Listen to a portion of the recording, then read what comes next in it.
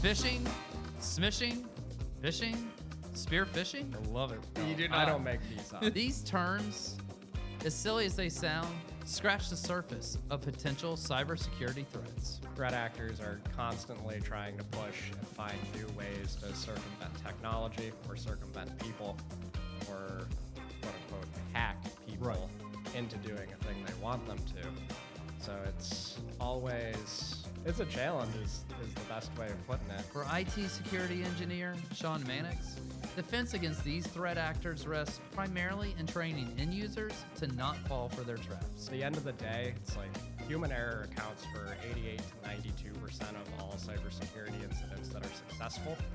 And it's the struggle, I think, is training users to be cognizant of that fact and that every little thing they do in their day-to-day actually does matter. On Outside In, we explore data privacy and security best practices, AI, and what music and IT may have in common. If you need to improve your data security, this is the episode for you.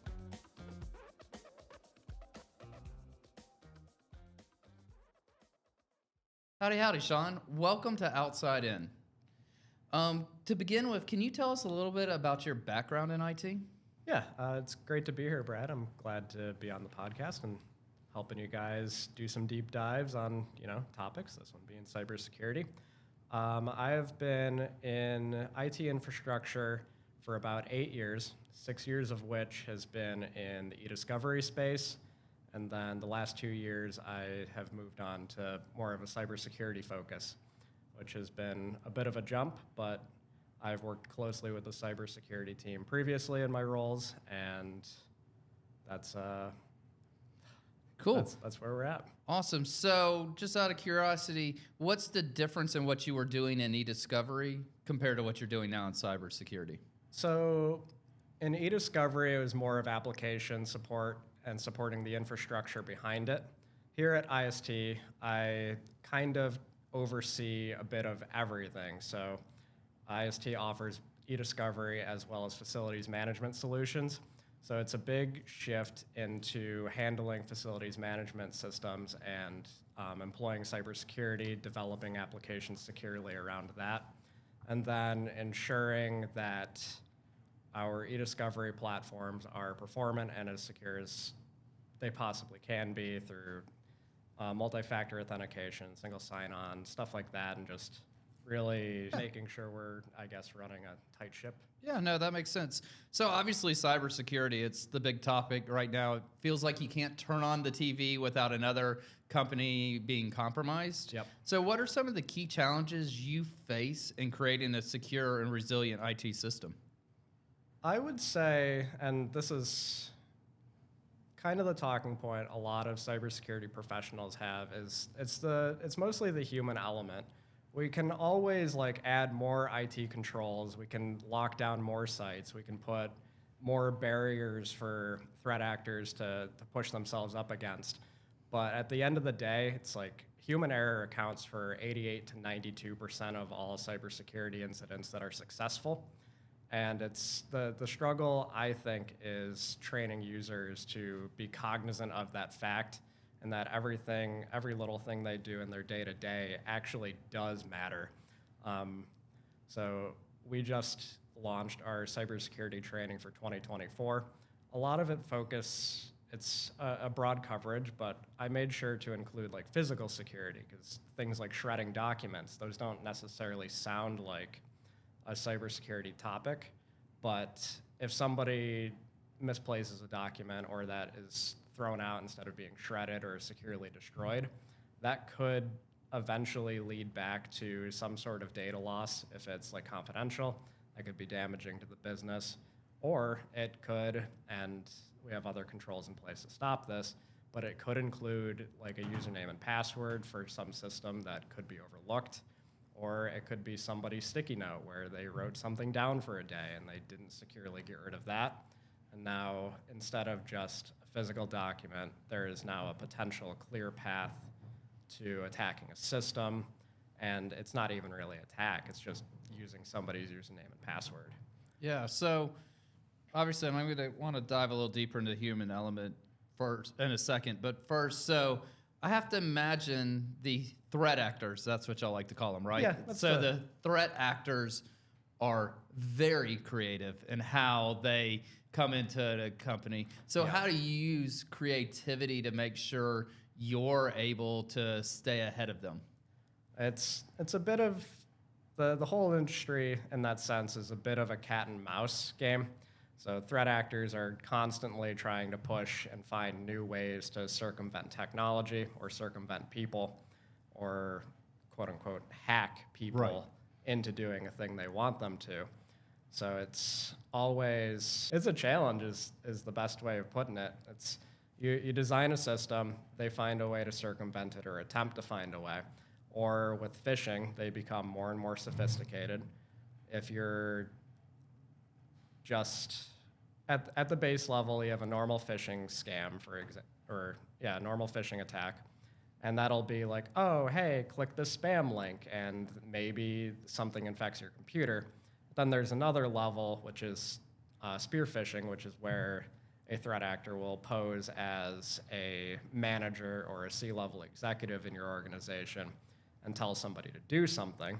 And that's a very popular and effective method. Yeah, I get text messages from Texts Hal Blackman, our CEO, all all the time asking me to get him gift cards. So and turns out Hal's probably never going to ask you to get him gift cards. I would personally not think so, but I know individuals have done that in the past. So how do you make sure you're educating those end users I'd say we try to make it fun.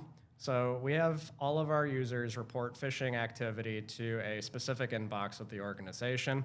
And me and my team, we respond pretty quickly. It's not like necessarily in the next 5 minutes we'll get back to you. But within a few hours, it'll be like, oh, that's not Hal. Sometimes I'll make fun of like the phishing emails themselves. And then it's a bit reactive in that sense, is we don't know what's coming in until users report it.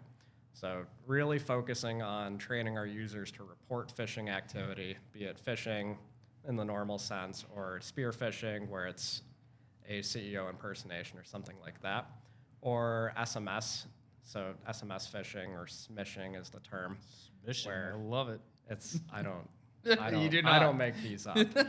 But where it's a text from Hal Blackman or vishing, again, I don't make these up, is voicemail or voice calls, which was popular 5 to 10 years ago, more so than it is now because nobody answers their phone. But I would have to imagine with the increase in AI and its ability to grab people's voices and to simulate them, that we could see an increase in vishing, even if it's the voicemail, because while no one's picking up the phone, they're getting that, they will check the voicemail, and if it sounds like Hal, I'm probably more likely to go buy that gift card. Perhaps Hal did get a new cell phone and has a different number. Right. Yeah, that is an avenue that I don't think people are prepared for. The bright side is it's kind of in its infancy. Even if you use some of like the tools that'll do it to like a presidential figure or someone really in the spotlight, right, you can kind of still tell that it's a computer, but through a cell phone, it's probably getting pretty close. And that'll be an interesting challenge. And it's going to come down to, it's going to be training users in the sense that it's like, okay, this is not a request I usually get from, let's say, Hal. And would he message me like this? Would he contact me like this? We got to remember to stop and think about those things before acting. Yeah, so I have another question, just sticking in this phishing world, that I'm sure a lot of people have. And I mean, I would hope most organizations, particularly Outlook organizations, have the little fish hook and the people push it, and then that email goes away. Yep. And then I have no idea what happens on the other end and why you're able to perceivably open it and it's okay, but I'm not. So what are y'all doing once that email gets in? So with the particular case you offered, IST, we are partnered with an organization, KnowBe4. They're our security awareness vendor partner. and they have a tie-in called the Fish Alert button, which we have tied into Outlook. So when you click the Fish Alert button on an email, it will, for one, it deletes it from your inbox. And secondly, it forwards me a copy of the email with all of its headers intact and the original text and everything with it.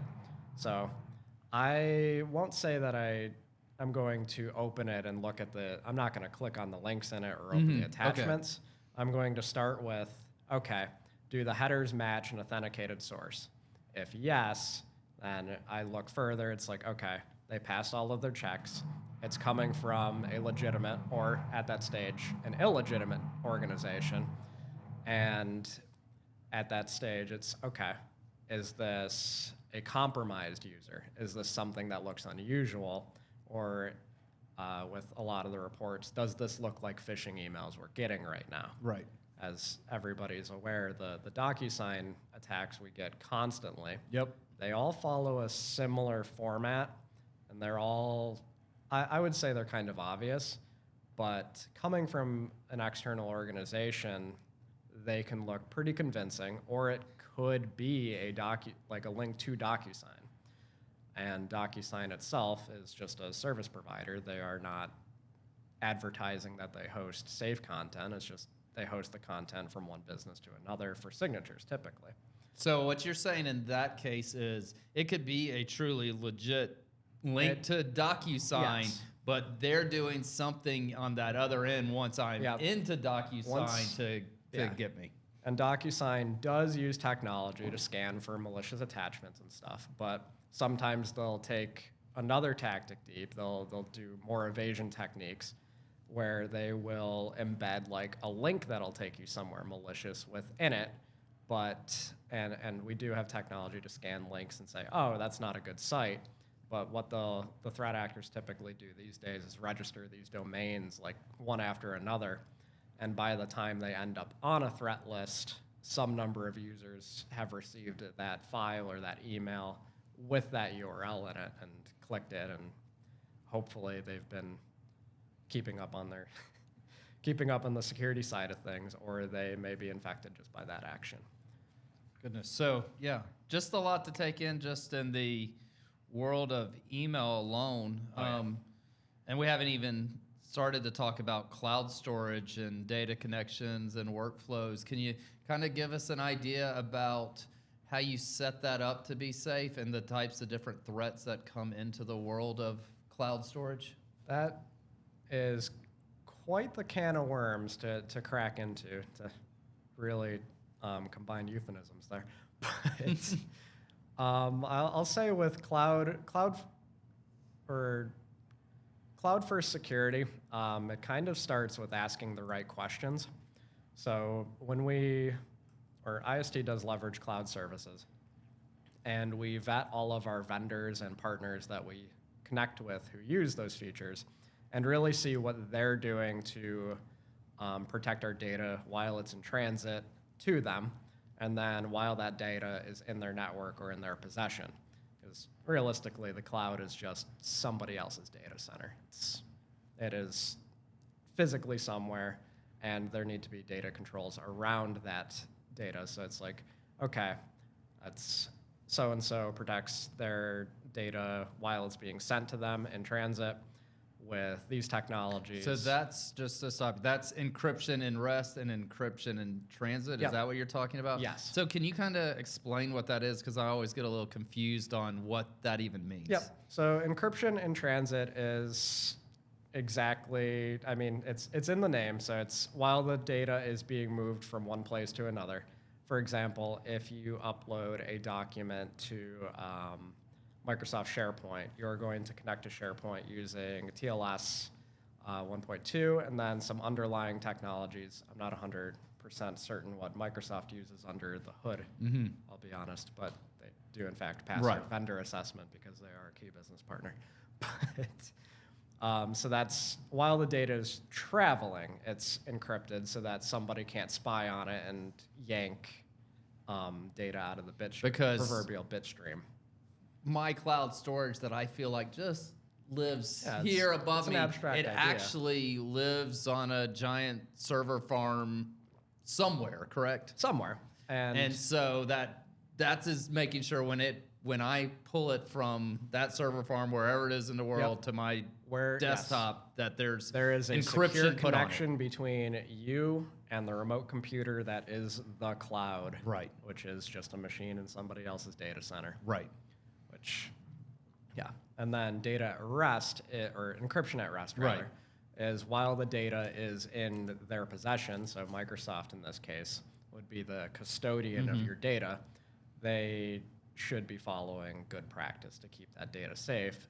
So if they were to incur some sort of breach or an attack, your data would be behind several layers of data protection. So even if somebody were to get a copy of it, if somebody physically entered the data center, or if somebody managed to get in virtually, that they wouldn't be able to read it. It would be unreadable without the source. So when we're talking cloud, there's security while it's moving. There's security while it's living at whoever the host world is. Yep.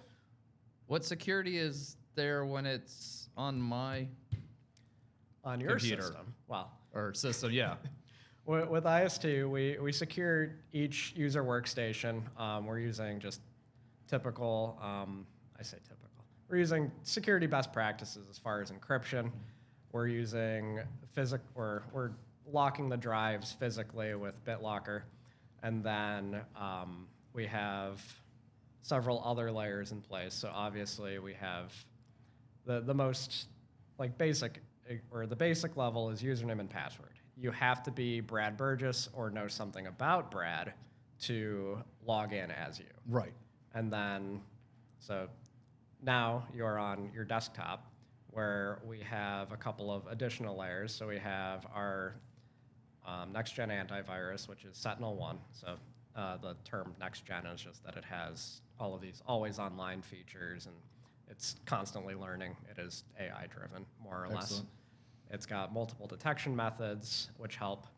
And then on top of that is additional layers, which would be maintaining your endpoint, maintaining it in the sense that all of your software is up to date, your security patches are present, and then so on and so forth. In that sense, all of your drivers are up to date, because every single one of those exposes a small opportunity of attack. And you'll see that especially with the big CVEs that come out. It's like, oh, all you have to do is update this, and you're no longer able to be exploited. So, yeah, we've talked about security at the hosting and transit. We're talking about security in our own environment. Yep. And you talked about Sentinel-1. Yep. So is this a product, and you said it's connected to the internet, so it's trying to stay ahead of those threat actors? Yep. Is that correct? So it's constantly living or constantly updating versus a traditional antivirus, which is typically list-based, and you have to update it frequently to keep all of its knowledge up to date, because again, threat actors are always coming up with new ways to exploit systems. And if you have to update your software constantly, that it presents an opportunity that in between that period where you haven't updated, you may be vulnerable to some sort of attack. Sentinel-1 is always online, so it keeps that static list that it can check against, but it is constantly receiving new information in real time. I think it's about 10 to 15 minutes you get virus definition updates instead of whenever you can update it at your organization level and the host level itself. Cool. So obviously one of the key components to security, I would believe, is that annoying little password that every end user hates, and that you talk about, end users are the 98% of the problem. So how do you create a password program that allows the user to be successful and changing and staying up to date, but not so onerous that they that revolt against y'all? That is a good question. We do not want the revolt to happen. So to start, we don't want to make passwords a complex and convoluted process. We want it to be as easy as possible for you guys to get in and do your work, but we do need it to be secure. So for a long time, the guidance was to make a strong password by mixing a whole combination of things. It's like, oh, don't use words, don't use phrases. It's like a strong password. It has uppercase letters, lowercase letters, numbers, symbols, and some random array. And that worked for a while, but it turns out machines are really good at figuring out a password that's encrypted that way, because typically, I certainly can't remember a password that's 12 characters in a nonsensical order that doesn't mean anything. So the new guidance is more or less to use passphrases. So instead of like a single word, let's say excellence, which is a pretty decent password as far as length. Right. But even if you replace the E's with 3s and then like add an exclamation mark at the end, computer can still figure that out pretty quick. You might be able to remember it, but it's not something like, I don't know, maybe like trees fall down. It's a small phrase. It's short words, but you can kind of improve upon that. So you have a capital letter in trees, capitalize the F in fall. So you could just capitalize the first letter of each word, and it's memorable for you. Right. And then you can add on numbers of some sort, or maybe add a number in between. So even if you did trees 1, fall 2, down 3, now you have something that's got a lot of bits of entropy, which takes longer for a computer to decipher. So just out of curiosity, so did you just always have a inkling that you wanted to work in that IT world? I think in high school there's a period of time, and this was when the technology kind of first really sprouted its head, wanted to get into AI. Okay. And back then that meant like psychology degrees. It was hardly even, like obviously there was a programming aspect, but that's what I remember looking at job descriptions, like what you would have to do to get a job like that. And it was psychology, like how the human brain works, programming, psychology. And today it's like, as most people know, you can just go to ChatGPT, and now you're just directly interacting with an AI and large language models. It's so funny. It makes complete sense, and I would have never, in my mind, put a psychology degree with the coder behind AI. But it makes perfect sense that you need that coder that also has that psychology background to be able to try and mimic that actual human behavior that. Never would have thought it was fascinating. That was like 10 to 15 years ago. So they had a pretty good guess. And I think it was more of looking at it from a neurological standpoint instead of teaching a computer to get really good at processing how human speech pattern work and how to search the archives of information we have. Right. But they were pretty spot on, because you do have to train the models behaviorally, and there is a lot of programming behind it. So despite it being not a thing, I feel like if you had taken those courses and those trainings back then or gone to university for it, you probably would have or would be a successful artificial intelligence engineer today. Yeah. No, that makes perfect sense. My Psych 101 class was one of my favorite classes I ever took, and I use it on all the people in this room all the time without them knowing. I say without them knowing. They all go, he's using it on me. Brad, there's other people in this room right now. There are. Since we kind of dabbled a little bit on AI, let's kind of jump ahead. And how do you see AI affecting cybersecurity as we move forward? I think there will be as many opportunities for artificial intelligence and cybersecurity as there will be dangers caused by it. So obviously, the forefront of that is DeepFakes and the use of misinformation on the internet. It's like you can train a model with the likeness of someone's face, and you can get a pretty good image of them and make them say whatever you feasibly want to with probably 30 minutes of video of somebody. And you could probably get a passable copy with even just images, putting an image over somebody's face, and maybe you just make it look, it's just low poly or like low definition. So now all of a sudden it's like, oh yeah, that could be Sean. Like, Right. And that's a scary aspect from video. And we already spoke about it in audio terms, is you can copy somebody's voice in the same fashion and you pass that through a cell phone, for example, and now you can't tell it's a computer. On the flip side, on the strengths of it, is it makes reaction, and it turns a lot of reaction to things like new attacks into, it's just like immediate action on the side of, let's say, again, to use our antivirus as a shout out, is it allows for behavioral analytics. So it's like, oh, so-and-so doesn't often do this, like why are they doing this? And so that's unusual behavior. Maybe flag that or flag what they're doing and be like, hey, this person is accessing a system they don't typically access. This person's moving large files that they typically don't access. And even like if it's within their own department and it's a share they should have access to, it's still unusual behavior, and it can flag that and be like, maybe that's not Bob in finance. Right. So you're now able to use AI to track the flow of data and things that are going on for it to be proactive and point out when something seems off. So, for example, even though it's not ever been off, I know I've received messages from IT that says, hey, we just see that a large amount of data is being deleted. Yep. Is this you? So that's kind of what it's tracking. It's looking for these anomalies that wouldn't normally be there. Yep, stuff like that. And then for a lot of data protection and a lot of data exfiltration.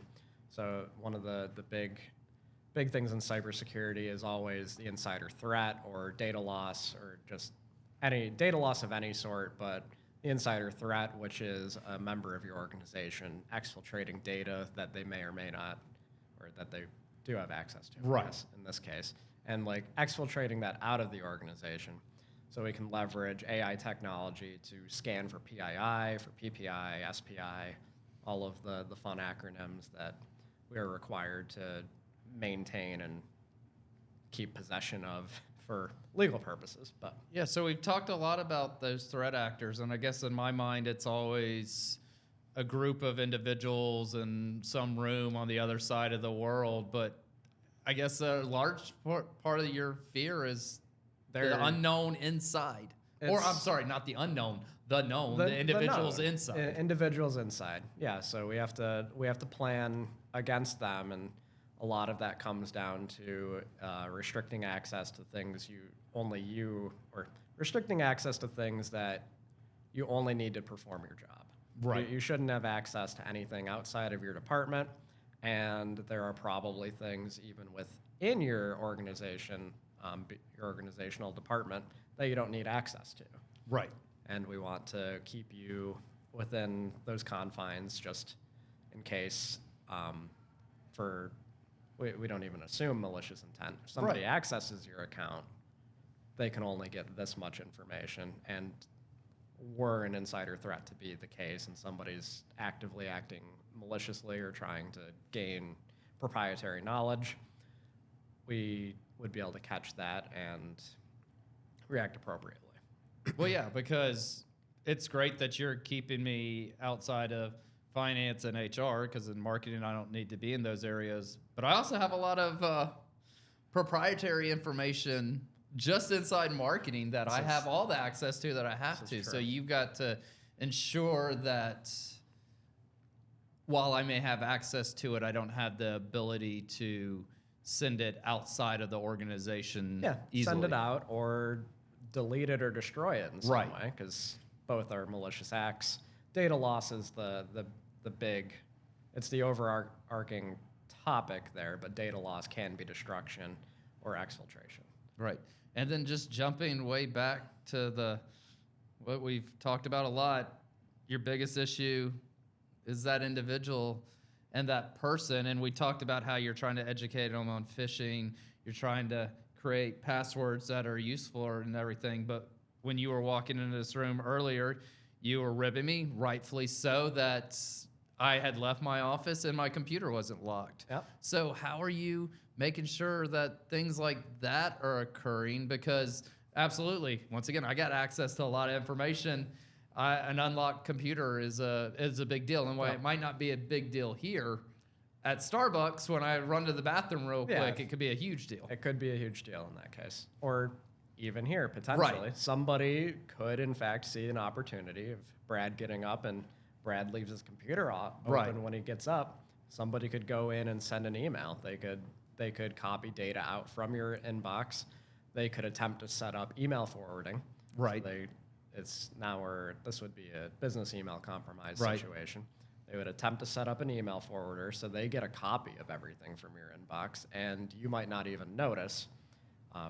We've talked a lot about security, but we haven't talked about privacy, yet they're kind of live in that same world. So can you tell us what the difference is in data security and data privacy? Data security is, let me collect my thoughts, because Okay. they are in fact joined at the hip from an organizational perspective. So data privacy is who we are as a business, what we do with your data while we hold it, Right. and what we're allowed to do with it, how long we're allowed to keep it, and the different bylaws and local laws and different government laws or entity bodies such as GDPR, which is EU data protection, or something like California's CPRA, which is California's Privacy Rights Act. So for example, Brad, if you lived in the state of California and you were to part ways with IST, IST can maintain information about you for a period of time. But if you wanted to, you could submit a request to be forgotten, and IST would be obliged to purge all of the data related to you that wouldn't do like harm to the organization. Like we'd need to know that Brad was an employee and stuff like that, but we would be required to purge all of the other data, more or less. So that's all privacy. So privacy is how we interact and use people's data, and security is how we protect it. Security is how we protect it and how we maintain it while we are the custodian of that data. Correct. Which we should be good data custodians. Yeah, absolutely. I assume we're very good data custodians. We are fantastic data custodians. But yeah, so privacy is I have the data and I can only use it this way, or I'm not going to use it this way, and I'm letting them know, and I'm going to guarantee I'm going to get rid of it in the appropriate manner. Yep. Or we let users know we are going to use your data this way. You can opt out of it, or it's potentially terms of employment, but it's how we use it, how long we can use it, and then the governance around local laws and national laws that may apply to that data and how we use it. And then there's all the fun stuff like SOC 2 and HIPAA and stuff where they check controls that we keep in place to protect those rights against. So security, privacy, they're complex, they're fast moving, they're ever changing, they're always adapting. How do you keep up with it? Luckily, we have an exceptional HR team who handles most of the privacy aspect from our user perspective and our user base. Keeping track of it is a note I had mentally as far as modern IT problems. It is a constant wave of information. It's like, oh, there is this new vulnerability that affects this vendor. So now it's like, okay, I need to see what vendor that is, what the vulnerability is, what software it applies to. Do we have that software? Do we know if any of our key vendors use that software? And it's constantly moving down. So you do in fact have to see like when laws come into effect, when we have to comply by or be in compliance by, and it is a constant bombardment of information. And the answer is to piggyback on what Ted Corbis said in his interview is we use a lot of organizational structure in ITSM, so we log everything we do. If I receive a client questionnaire, I write it down, I write down our responses. Most of them are normalized, but every now and again we get a different set of questions. I want to know what my responses were. I want to have actually gone through it and have checked every single box to make sure that IST is meeting their security standards appropriately. And then we have a vulnerability management platform as well, which, being honest, I probably could have led with that. But it's easy to say, oh yeah, we have a platform that does it for us, but it's good to know that you're doing all the additional stuff beyond that, because if you're just relying on that platform, maybe then I'm being you're paranoid. not going to be as educated as you need to be and as prepared as you need to be. Maybe it's paranoia, but I do like to check that my vulnerability management You're in a platform job that's based off of paranoia. So is in fact finding these things as quickly as they develop. Yes. Excellent. I got 2 more questions for you. Of course. First one. So a little birdie told me that you're a metal music drummer. So I don't look the part today. So I'm curious, how does that? I'm told, I know nothing about music, that's a very technical skill, that it's one of the more difficult music genres to be a drummer in. How does that help you be creative and work its way into your job on a daily basis? I'd say I listen to a lot of angry music some days. That's one way, but I think there's in the sense it's taking. I'd say there's a rhythm to my work and there's a rhythm in all music, but again, piggybacking off the idea of information is just completely buffeting you all the time. You have to find rhythm in that chaos, I guess, for lack of another term. And from that, make it orderly and follow a process. It's like a song has multiple parts. You follow it from introduction to conclusion, and now you have a complete, or you have multiple parts that make up a whole. Now you have a song, or maybe you're just jamming out and you got some riffs. And again, if you don't write them down, you're going to forget them, which I don't write down anything music-wise. And then I'll go back a week later and it's like, oh man, that was really cool. I wish I could remember what I did. No, but I love that. And I love that you're talking about finding the organization in the chaos. I talk about all the time, creativity lives in chaos, but it's not the chaos. It's finding it inside that chaos, and that's what you're doing in the music, and that's also what you're doing in your job, because you live in a job that's chaotic. It can be chaotic. I wish it was less so, but I would agree with that. Yeah. Awesome.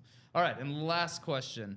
Yeah. So anyone that's listening to the podcast right now, I'm hoping they're a little scared, a little paranoid, but more importantly, inspired to really take cyber threats serious. So what is that one piece of advice that you could give to anyone that if they used right now, it would just make them better, secure, and safe? The singular most obvious piece of advice that I would give to anybody right now is to sit down and take stock of the passwords you use and really kind of connect them together, because everybody, despite all of the urgency and all the statements, do not share or do not use your passwords or reuse your passwords. I bet everybody has at least one that is shared in one place where they set up a bad password somewhere, and somewhere in there, somebody could use that piece of information as a foothold to end up in your bank account, to end up on some sort of federal website where it's like your student loan information, or anything like that. And if you have that password in a bunch of places, it increases that exposure that maybe one day you clicked a fake Facebook link and entered in your email and password. Now they have access to an email that might not be used for anything but social media, but they have a password that's good elsewhere. And threat actors are building profiles on you just the same way that advertisers do. It's very much the same process. It's like, oh, Brad has this information. This is Facebook profile. These are the emails we think are associated with him. Let's try and access those. And then through that email, they may be able to access your bank account in less time than you really think possible. And then you wake up the next day, your bank account's drained. You have to change all your credit cards. You have to fight your bank to get your money back. And it's a mess. And that's an extreme example, but really using... But it happens every day. Every day. Every second. Every single day.